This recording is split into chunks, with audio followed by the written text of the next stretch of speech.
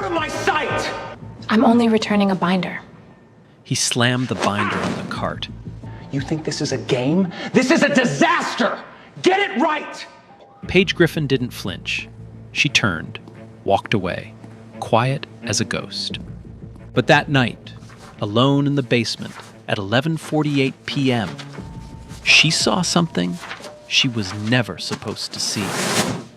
She saw them swap the papers. 72 hours later, she burst into a billionaire meeting and whispered something that made every man in that room stop breathing. What did she say?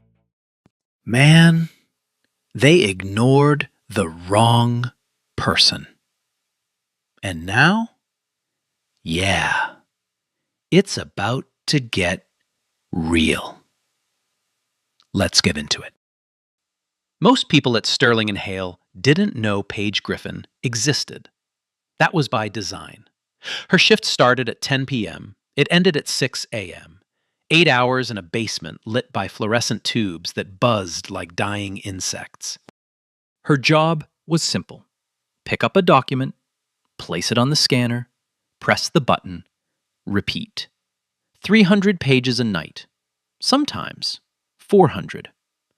But Paige had a habit no one told her to have.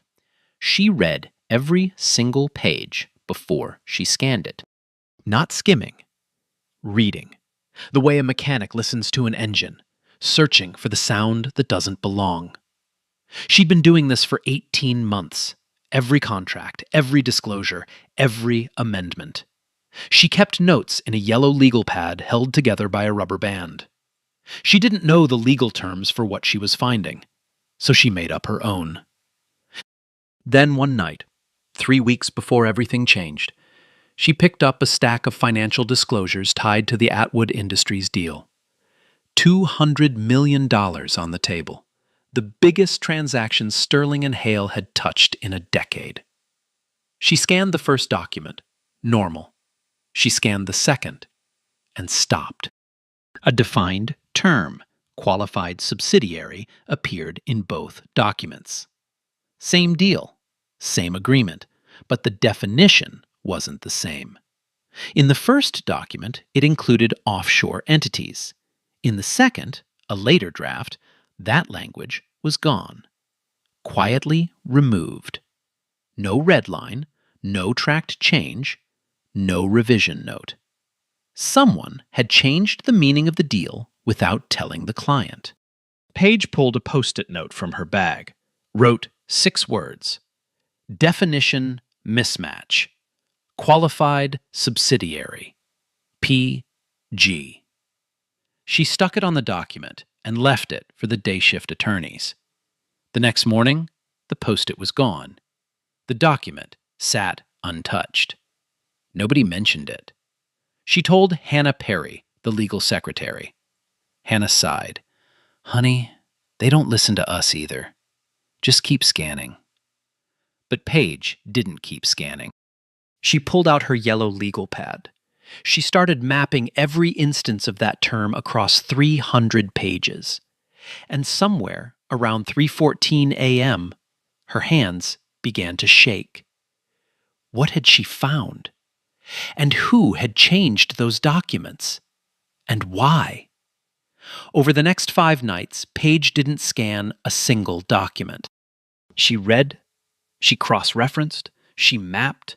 Her yellow legal pad filled up, page after page of margin codes, colored tabs, arrows linking one clause to another. To anyone else, it looked like the scribbling of a madwoman. But it wasn't chaos. It was a system.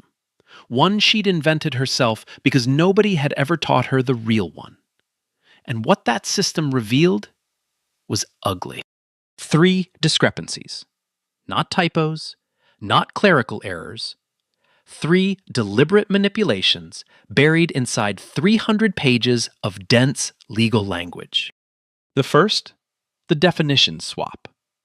The term qualified subsidiary had been quietly redefined between drafts. In the original version, the one the client reviewed and approved, it included offshore entities.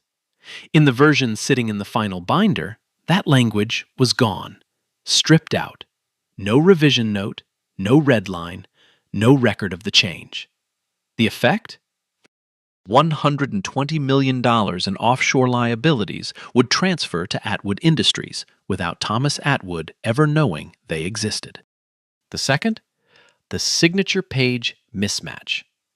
The page numbers on the execution copies didn't match the page numbers on the drafts the client had signed off on. Pages had been physically replaced after the client review, swapped in, stitched into the binding like they'd always been there. The third was the most dangerous. Page called it the dead end.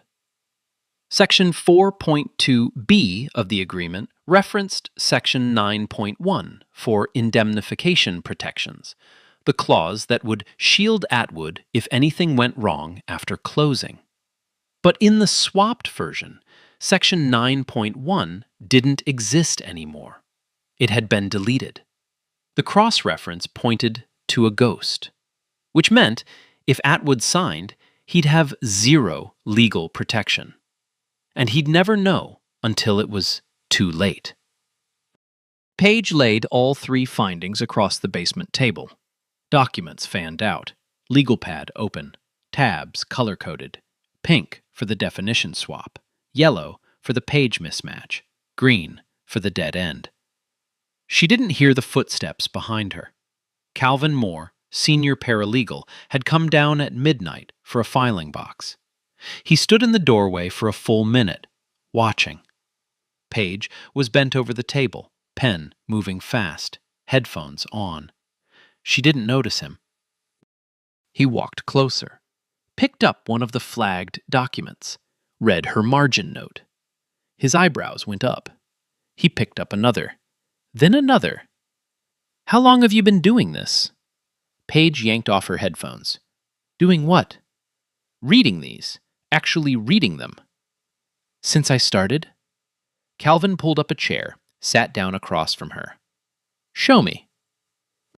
She showed him. No hesitation, no stumbling.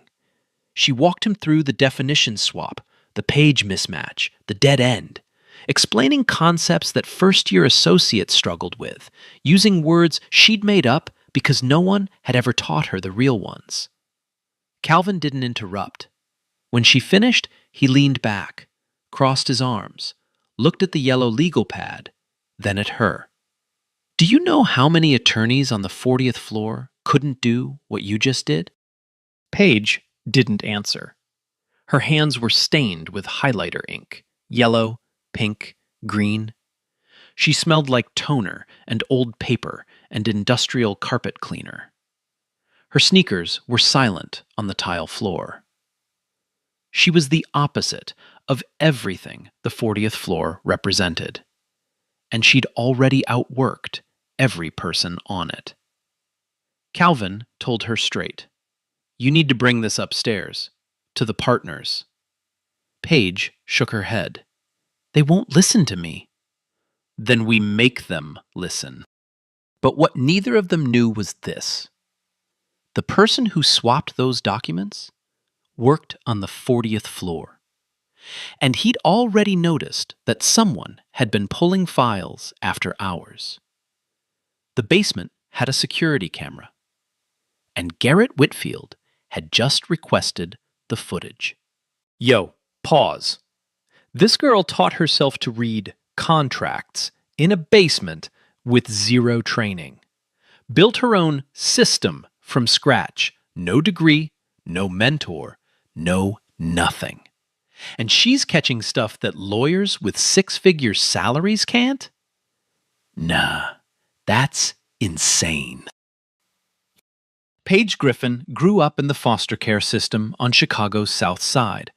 5 homes in 12 years, 5 different beds, 5 different sets of rules that could change without warning. She learned something early. Adults don't listen to children who don't belong to anyone.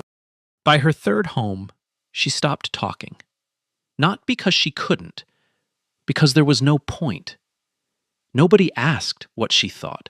Nobody cared what she knew. So she went quiet. She watched instead. Read faces. Read tones. Read the fine print on the social worker documents that decided where she'd sleep next month. She got good at reading. Her last foster mother was different. Ruth Daniels was a retired postal worker who kept a clean house and read the newspaper cover to cover every morning. She didn't yell. She didn't make promises she couldn't keep. She just showed up. One evening, Ruth found 12-year-old Paige sitting at the kitchen table, reading her own foster care placement agreement. Not looking at it, reading it, word by word. Most adults would have said, "Put that away." Ruth pulled out a chair and said, "What does it say?" Paige told her, every clause, every condition, word for word. Ruth didn't blink. She went to the dollar store the next morning and came back with a yellow legal pad. She set it on the table in front of Paige. "If you're going to read everything, you might as well take notes." That legal pad changed Paige's life, not because it was special, because someone finally handed her a tool and said, "Your mind matters. Use it." Ruth told her one more thing, something Paige carried like a second heartbeat. "The paper never lies, baby. People lie. But the paper tells you exactly what they agreed to and exactly what they're trying to hide." Now, at 24, Paige lived alone in a studio on the South Side. She took the Blue Line to the Loop every night. She owned 3 pairs of scrubs, 1 interview outfit she'd never worn, and 14 yellow legal pads filled front to back with 18 months of notes. Notes from contracts she was never supposed to understand. She'd spent her whole life being invisible. But what happens when the invisible person is the only one who sees the truth? Calvin had a plan. A small one. Safe. "Don't go to the partners yet," he told Paige. "Start with Hannah Perry. She's a legal secretary. She's been here 15 years. If she believes you, she can get it in front of someone who matters." Paige agreed. The next afternoon, before her night shift, she sat across from Hannah in the break room on the 2nd floor. She opened her yellow legal pad. She laid out the 3 discrepancies: the definition swap, the page mismatch, the dead end. Hannah listened with her arms crossed. After 2 minutes, her arms dropped. After 4 minutes, her face had lost its color. "If this is real," Hannah started. She didn't finish. "It's real," Paige said. "I checked it 11 times. Hannah stared at the legal pad. Then she looked at Paige, the scrubs, the sneakers, the highlighter stains. She bit her lip. "I know someone, a mid-level associate, Craig Bellows. He's decent. Let me bring this to him." The next morning, Hannah walked into Craig Bellows' office with Paige's findings. Craig was young, polished, 3rd year out of law school. He listened for about 90 seconds. Then he stopped her. "Who found this?" "A document clerk, night shift." Craig leaned back. "Where did she go to law school?" "She didn't go to law school." "College?" "No." Craig closed his laptop. Slowly. The way you close a door on someone. "Hannah, I appreciate you bringing this in, but I'm not going to stake my reputation on the legal analysis of someone who isn't qualified to review a parking ticket. If there's an issue with the Atwood docs, the attorneys handling the deal will catch it." Meeting over. Hannah walked out with her jaw tight. She texted Calvin 2 words. He passed. But the damage didn't stop there. Craig mentioned it at lunch. Casually. The way people share things that amuse them. He was sitting across from Garrett Whitfield in the partners' dining room. "Funny story. Some night shift clerk thinks she found errors in the Atwood documents. Hannah Perry brought it to me like it was breaking news." Garrett's fork stopped mid-air. Just for a second. A fraction of a second, really. Then he laughed. "A night shift temp? She probably can't tell a contract from a cafeteria menu." Craig laughed, too. They moved on to talking about the Bulls game. But when Craig left, Garrett didn't laugh anymore. He picked up his phone, made one call, and by 6 o'clock that evening, the order was already in place. Paige arrived for her shift at 10 p.m. She swiped her badge at the document storage room. The reader beeped. Red light. Access denied. She swiped again. Same beep. Same red light. Her supervisor appeared behind her. New policy, Paige. Temps don't handle active case files anymore. You've been reassigned. Reassigned to what? Shredding. No explanation, no appeal, no conversation. Paige stood in the hallway. The shredding room hummed to her left. The elevator chimed softly to her right. 40 floors above, where the Atwood documents sat in a locked binder that she could no longer touch. She held her yellow legal pad against her chest, the rubber band dug into her palm. She had the proof. 3 weeks of nights, 14 pages of cross-references, every discrepancy mapped, flagged, and annotated in her own handwriting, and nobody would look at it. 72 hours.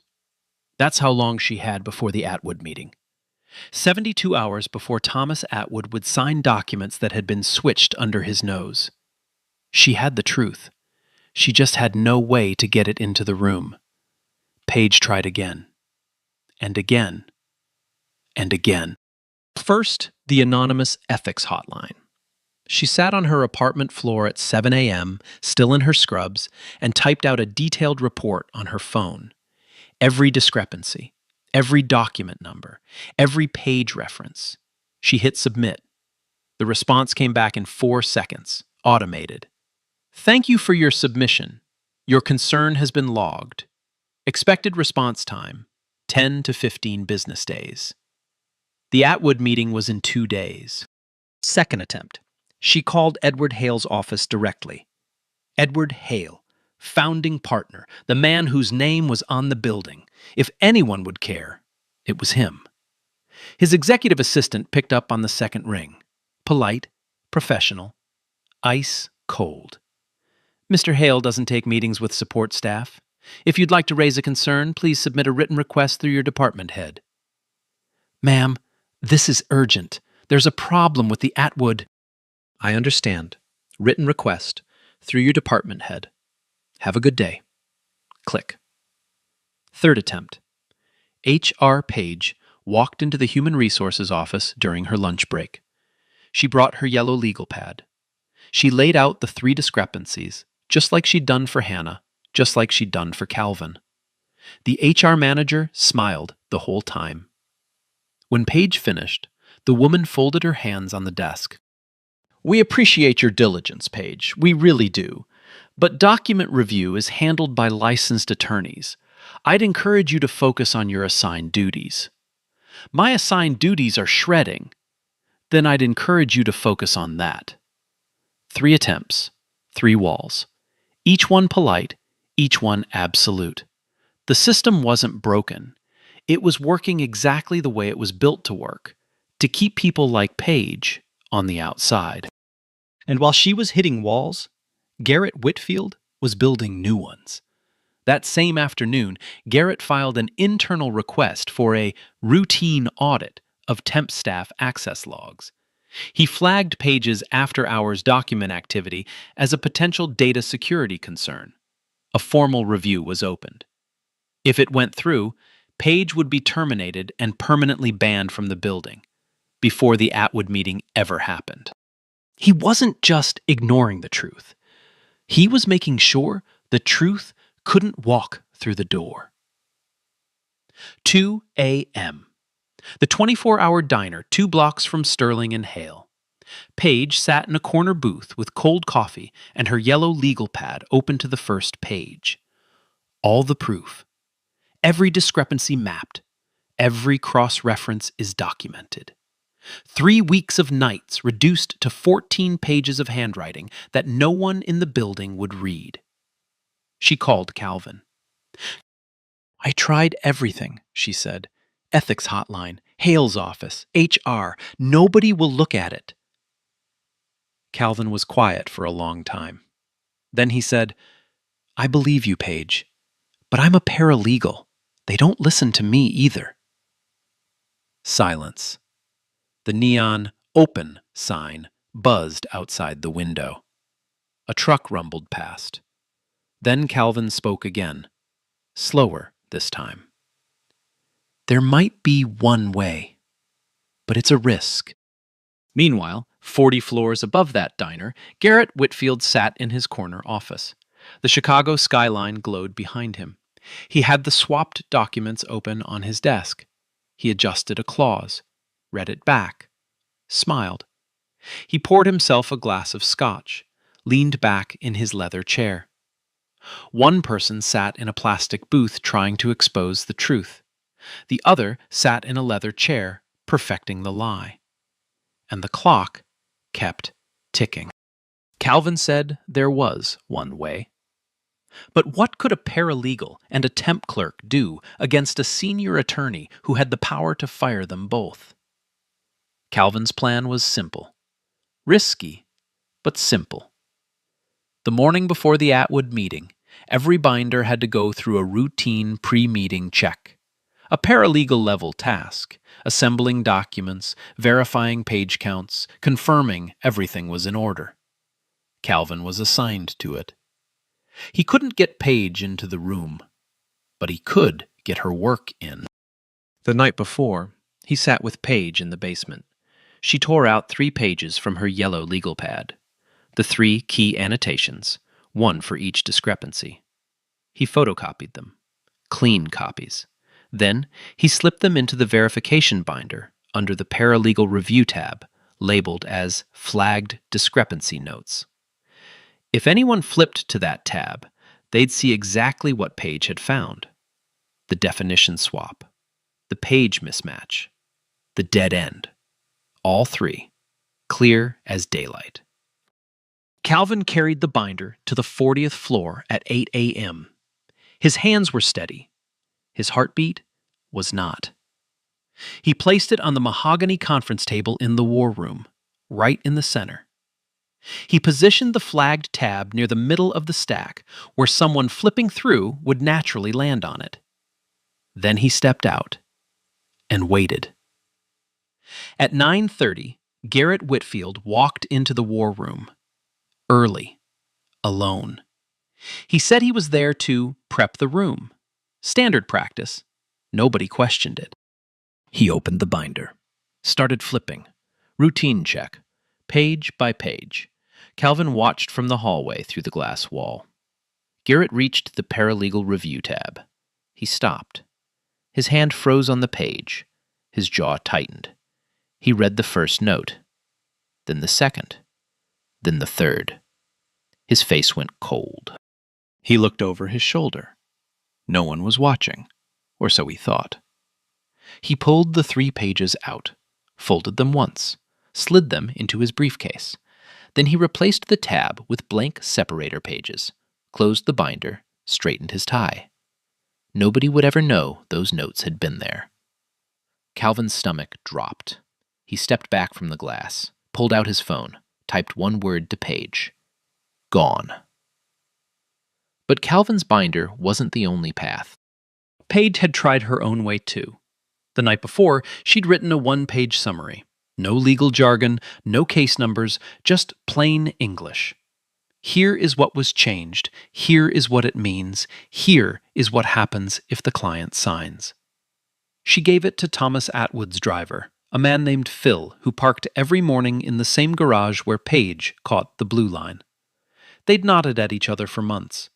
He agreed to put the letter in Atwood's seat pocket. But that morning, Atwood's assistant cleaned the car before the pickup. She found the letter.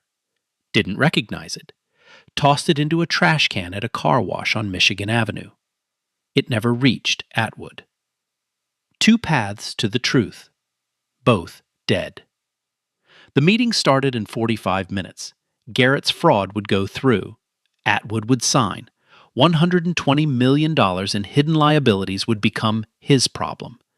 And nobody who knew the truth had access to that room. Paige sat in the diner. Calvin's text glowed on her phone screen. One word. Gone. Morning sunlight hit the window. The blue line rumbled underground somewhere beneath her feet. Her yellow legal pad sat on the table. 18 months of work that might die inside a briefcase. She stared at the phone. She stared at the pad. She stared at the door. Then Paige Griffin stood up. She left $6 on the counter. She walked out of the diner and turned toward the glass tower on the river.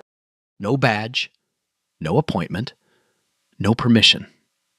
But she had the truth, and she was done asking someone else to carry it. 9:50 a.m., Paige Griffin walked into the Sterling and Hale lobby. Scrubs, sneakers, highlighter-stained fingers, yellow legal pad under her arm. She looked like she hadn't slept. She hadn't. Earl, the security guard, looked up from his desk. He frowned. In 18 months, he had never seen Paige during the daytime. She was a ghost of the night shift. She didn't exist before sunset. Paige, you're not on the daytime access list. I need to get to the 40th floor, Earl. I can't let you up without authorization. You know that. She didn't argue. She didn't beg. She just stood there, hands at her sides, legal pad against her chest, looking at him the way someone looks at you when they've run out of every other option. Earl had known her for 18 months. She said hello every single night. She asked about his grandkids by name. She brought him coffee when the vending machine broke. He had never seen her look like this. He reached under the desk, buzzed the gate open. If anyone asks, I didn't see you. Paige stepped into the elevator, pressed 40. The doors closed. When they opened again, she stepped into a different world. Marble floors, glass walls, leather chairs that cost more than her rent. The air smelled like fresh coffee and expensive cologne. It was silent the way money is silent, heavy, controlled, deliberate. She had never been on this floor. Through the glass walls of the war room, she could see them. 10 people seated around a mahogany table that stretched the length of the room. Thomas Atwood at the head, silver hair, dark suit, reading glasses on. Garrett Whitfield standing at the far end, mid-presentation, pointing at a screen. Diane Collier beside him, nodding. Edward Hale seated near the window, listening with his arms crossed. The meeting had already started. A legal assistant stepped into Paige's path. Young, blonde, heels clicking on marble. Can I help you? The tone was polite. The meaning was not. It meant, you don't belong here. Paige didn't stop. She walked past her, straight toward the war room door. Through the glass, she could see Garrett holding the swapped documents, smiling, confident, 10 minutes away from getting everything he wanted. She pushed the door open. The heavy glass swung wide. Every sound in the room died. The hum of the air conditioning became the loudest thing in the building. 10 heads turned. 20 eyes landed on a girl in scrubs holding a coffee-stained legal pad. Garrett stopped mid-sentence. His mouth hung open. Diane Collier's pen slipped from her fingers. The legal assistant rushed in behind Paige, flustered, already apologizing. I'm so sorry, Mr. Hale. She just walked right past me. I don't know how she... Edward Hale raised one hand. The assistant stopped. The room stopped. Edward looked at Paige. Scrubs, sneakers, legal pad, highlighter under her fingernails. He had never spoken to this woman. He didn't know her name. He didn't know why she was here. But something in her face, the steadiness, the stillness, the absence of fear, made him say 5 words. Let her speak. Close the door. She was in the room, but would anyone believe what she was about to say? The door hit the wall before anyone knew what happened. Paige Griffin stood in the doorway of the war room. Scrubs, sneakers, yellow legal pad pressed against her chest. Her breathing was fast, but her eyes were steady. Every head in the room turned. Thomas Atwood lowered his reading glasses. Victor Stanton set down his pen. Diane Collier's coffee cup froze halfway to her mouth. Two junior associates looked at each other, confused. Garrett Whitfield stopped mid-sentence. His pointer was still touching the screen. His mouth was still open. For 1 full second, he didn't move. Then his face shifted. Confusion, contempt, and then, just for a flash, fear. Who the hell? Paige didn't wait for him to finish. I saw them swap the papers. Her voice wasn't loud. It wasn't a scream. It was clear and steady, and it shook only once on the word saw. The room went dead silent. The legal assistant rushed in behind her, heels clicking fast on the marble.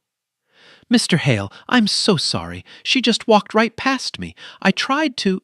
Edward Hale raised one hand. The assistant stopped. The room stopped. Garrett recovered fast. He was a trial lawyer. He knew how to control a room. He straightened his jacket and turned to Atwood with the calm smile of a man who had practiced calm smiles in the mirror. Mr. Atwood, I sincerely apologize for this disruption. This woman is a temporary employee. Night shift. She scans documents and shreds paper. She has no legal training, no authorization to review case files, and frankly, he looked at Paige the way he'd looked at her in the basement. No business being on this floor. He reached for his phone. I'll have security remove her. Don't. One word. From the head of the table. Thomas Atwood wasn't looking at Garrett. He was looking at Paige, at her scrubs, at her highlighter-stained fingers, at the yellow legal pad she held like it was the only thing keeping her standing. Thomas Atwood had built a 58-year career on one skill. Not finance, not strategy. Reading people. And right now, he was reading Paige Griffin. She said she saw something. I want to hear what it is. Garrett's smile cracked. Just a fraction. Mr. Atwood, with all due respect, she's a scanner. She's not qualified to. I didn't ask for her resume. I asked to hear what she has to say. Edward Hale nodded once, quietly. He looked at Paige and said, Go ahead. Paige stepped forward. She had no laptop, no slides, no laser pointer. She had a yellow legal pad held together by a rubber band, filled with 18 months of handwriting. She opened it, and she spoke. Not in legal jargon, not in formal language, in plain English. The kind of English that doesn't need a degree to understand, and doesn't need one to be devastating. Mr. Atwood, the documents in front of you are not the same documents your legal team reviewed 6 weeks ago. 3 changes were made after your review, without your knowledge, without your consent. She looked straight at Atwood, not at Garrett, not at Edward, at the man who was about to sign. First, the term qualified subsidiary was redefined between drafts. In the version you approved, it included offshore entities. In the version in front of you right now, that language has been removed. The effect? $120 million in offshore liabilities will transfer to you. And you will not know they exist until it's too late. She turned a page on her legal pad. Second, the page numbers on your execution copies don't match the page numbers on the drafts you reviewed. Pages were physically removed and replaced after your sign-off. The binding was restitched to hide the swap. She turned another page. Third, Section 4.2b of this agreement references Section 9.1 for your indemnification protections. the clause that protects you if anything goes wrong after closing. But in the version in front of you, Section 9.1 has been deleted. The reference points to nothing. If you sign this, you will have zero legal protection and no way to recover. She spoke for 4 minutes. No pause, no stumble. Every sentence landed like a stone dropped into still water. The room was silent. Victor Stanton, opposing counsel, had gone white. He didn't know about the swap either. Garrett had acted alone, and now both sides were compromised. Diane Collier pushed her chair back from the table, slowly, physically distancing herself from Garrett. The junior associates stared at their hands. Thomas Atwood turned to Garrett. He didn't raise his voice. He didn't need to. "Is this true?" Garrett straightened his tie. The smile was gone now. "Mr. Atwood, this is a temporary employee with no legal training who has clearly overstepped her—" Garrett. One word from Edward Hale. Quiet. Final. The way a father says a child's name when the lie has already been told and there is nothing left to hide behind. Garrett stopped talking. And then Paige leaned forward, just slightly, toward Atwood. And she said it, not in a shout, not in a speech, but in the quiet voice of someone who has spent her whole life not being heard. Tuesday night, 41st floor printer room, 11:48 p.m. I was emptying the recycling bins. She paused. The whole room held its breath. I saw him print the new pages. I saw him pull the originals from the binding. I saw him switch them. And I saw him feed the originals into the shredder. Time, floor, room, action, detail. She was there. She saw it. And she remembered. Because that's what Paige Griffin does. She reads. She remembers. She tells the truth. Garrett Whitfield's face was the color of ash. His hands were flat on the table. He didn't move. Thomas Atwood stood, slowly. He closed the unsigned documents. The sound was soft, a quiet, expensive thwap that echoed in the silence like a verdict. He looked at Edward Hale. "I'd like your firm to conduct an internal investigation. I'd like full transparency. And I'd like her involved." He pointed at Paige. Garrett picked up his briefcase. He walked toward the door. Nobody stopped him. Nobody needed to. Diane Collier stayed in her seat. She did not follow. The clock on the wall read 10:22 a.m. 22 minutes. That's all it took. 22 minutes to undo 3 weeks of fraud. And it started with a girl in scrubs who pushed open a door that no one had invited her through. The war room emptied slowly. Atwood left with his attorneys. Victor Stanton left without a word. Diane Collier gathered her things with shaking hands and walked out with her eyes on the floor. The junior associates followed like ghosts. One by one, the leather chairs emptied. The coffee cups sat abandoned. The unsigned documents lay closed on the table. Until only 2 people remained. Edward Hale and Paige Griffin. She was still standing, still holding her yellow legal pad. Her hands were trembling now, not from fear, but from the adrenaline draining out of her body like water through a crack. The fight was over, and her body was finally catching up. Edward looked at her. "Sit down." She sat, for the first time in her life, in a leather chair at a mahogany conference table on the 40th floor of a building where she had only ever known the basement. Neither of them spoke for a moment. The city hummed 40 floors below. The air conditioning ticked softly. Sunlight came through the east-facing windows and warmed the carpet between them. On the credenza behind Edward, there was a framed photograph, old, slightly faded. A young man in a cheap suit standing outside a small storefront. The sign above the door read, West Side Legal Aid Clinic. Paige noticed it. Edward noticed her noticing. "That's me," he said. 30 years ago. My first job out of law school. Free legal clinic on the West Side, rats in the ceiling, one phone line. My first client was a single mother who lost her apartment because she didn't understand the fine print on her lease. He paused, looked at the photograph, then back at Paige. "You remind me of why I went to law school in the first place." Paige didn't cry. She didn't thank him.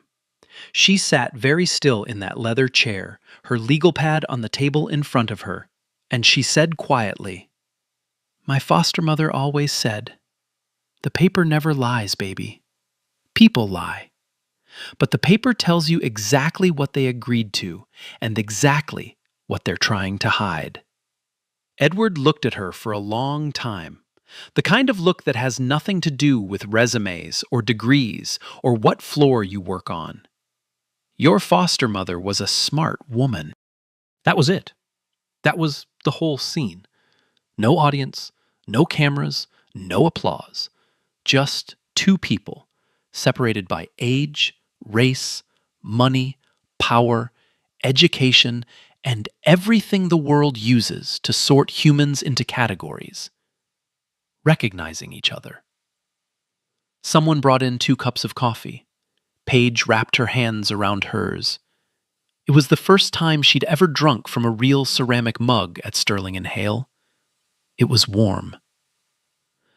Within 48 hours, Garrett Whitfield ceased to exist at Sterling and Hale. Administrative leave. Pending investigation. His office was locked. His nameplate was removed from the partner trackboard in the main lobby. Pulled out quietly, like a tooth. The state bar was notified. No handcuffs, no dramatic arrest.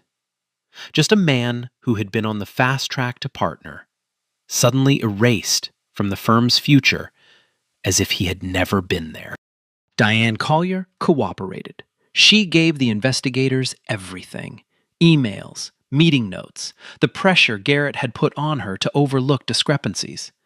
She was placed on probation, not fired. A measured consequence for someone who had followed, not led. The system that had protected Garrett for years was the same system that removed him. Quietly, permanently, without ceremony. But the Atwood deal, the $200 million transaction that Garrett had tried to corrupt, was not dead.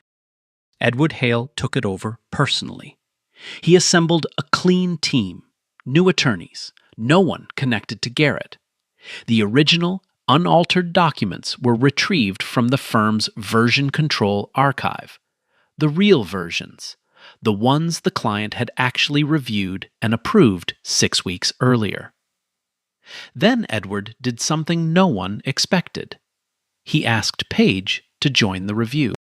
Not as a scanner, not as a temp, as the person who would cross-check every single page of the restored documents against her yellow legal pad notes. The same notes that no one in the building had wanted to read 3 weeks ago. Paige worked for 2 straight days. She barely slept.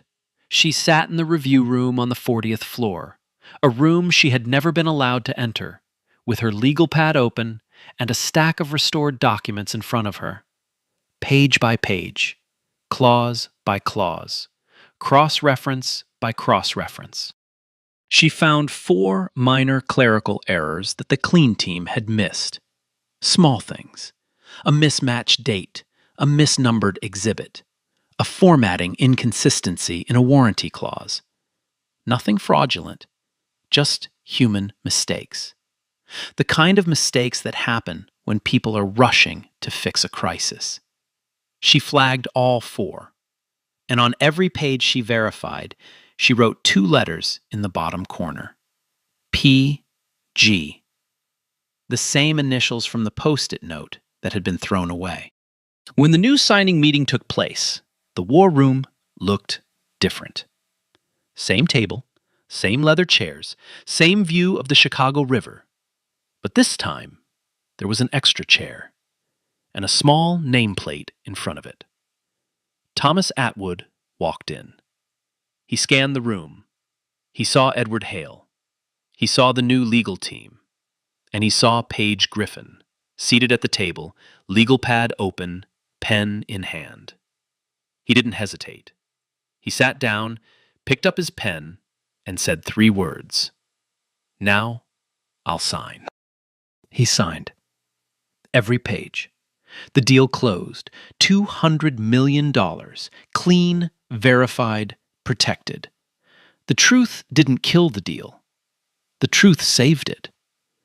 And the girl they told to stop reading was the reason it survived. 1 week later, a letter arrived at Sterling and Hale, hand-delivered, on Thomas Atwood's personal stationery. It wasn't about the fraud. It wasn't about the investigation. It was about Paige. In 58 years, I've sat across from hundreds of lawyers. I've never seen anyone read a contract the way she does. She doesn't just read the words. She hears what they're trying not to say. The letter was read aloud at a partners' meeting. Every senior attorney in the firm heard it. Paige was not in the room, but Calvin Moore was, and his eyes were wet. 2 days after the letter, Edward Hale called Paige into his office. He slid a document across the desk. An offer letter. Position: Document Intelligence Analyst. A role that had never existed before. Created from nothing. Designed for exactly one person. Full-time. Benefits: a desk on the 40th floor. And the firm would sponsor her education. Paralegal certification first, then a pathway to whatever she wanted after that. The salary line read $68,000 a year, 4 times what she'd made as a temp. Enough to change everything. Paige read the offer letter twice, the way she reads everything, word by word. On her first day in the new role, she arrived on the 40th floor carrying one item: her yellow legal pad. The same one, beaten, coffee-stained, rubber band holding it together. Her desk had a small brass plate on the front edge. It read, Paige Griffin, Document Intelligence Analyst. But the detail that broke her, and will break you, was behind the desk. Hanging on the wall, in a simple black frame, was Paige's original Post-it note. The one from 3 weeks ago. The one she had stuck on the Atwood document in the basement. The one that had been pulled off and thrown away like it meant nothing. Edward Hale had found it. In the shredding pile. He'd had it mounted and framed. It read, in Paige's handwriting, Definition mismatch. Qualified subsidiary. See 2.1c versus 9.1a. Doesn't match. PG. 15 words. The first 15 words that changed everything. Edward walked into her office that morning. He picked up her yellow legal pad, the one Ruth Daniels had started with a dollar store purchase 12 years ago. He carried it to the war room. He placed it on the mahogany conference table, right next to his own leather portfolio. He didn't say a word. He didn't need to. The gesture said it all. Her work belonged there. In the weeks that followed, something shifted at Sterling and Hale. Quietly. From the bottom up. 3 paralegals and clerks came to Paige with documents they had flagged but had been too afraid to raise. She reviewed each one. 2 were legitimate concerns. The firm acted on both. Hannah Perry sent her a card. It said, "You made us all a little braver." Thomas Atwood's company established the Griffin Daniels Scholarship, a fund for first-generation legal professionals in Chicago, named for Paige and for Ruth. Earl the security guard the man who had buzzed Paige through that morning, received a commendation letter from Edward Hale. It said, "Good judgment matters more than good protocol." And one afternoon, there was a knock on Paige's office door. Calvin Moore. Carrying a coffee, he set it on her desk. He looked at the framed post-it note on the wall. He looked at the brass nameplate. He stood there for a moment, his hand still on the mug. Then he said, quietly, "Ruth would have loved this." Paige nodded. She couldn't speak. She didn't need to. 1 year later, Paige Griffin still takes the blue line. She still arrives before anyone else. She still walks through the Sterling and Hale lobby when the marble floor is quiet and the elevators are empty. Some habits don't change. Some habits are the reason you survive. But everything else is different. Earl says her name when she walks in. Not a nod. Her name.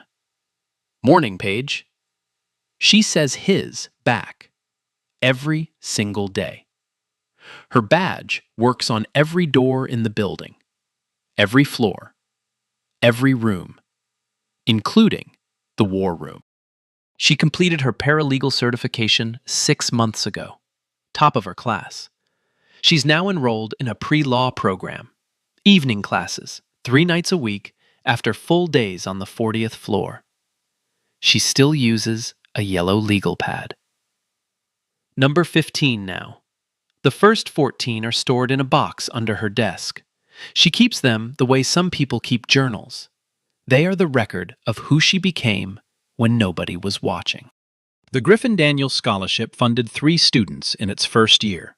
2 of them are former foster children.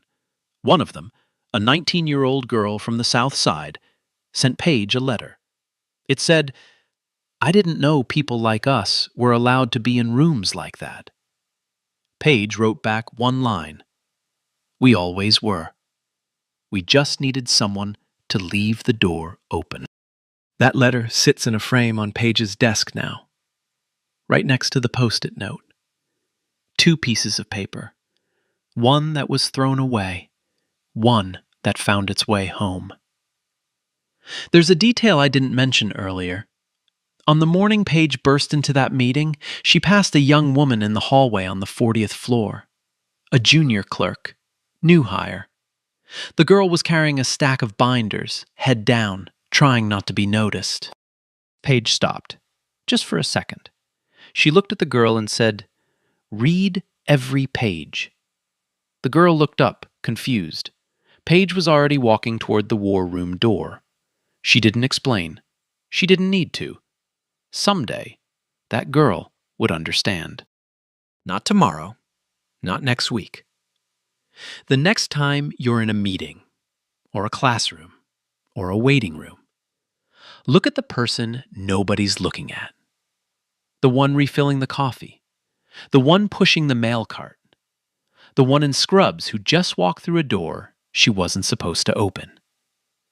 Ask them what they think. You might be surprised.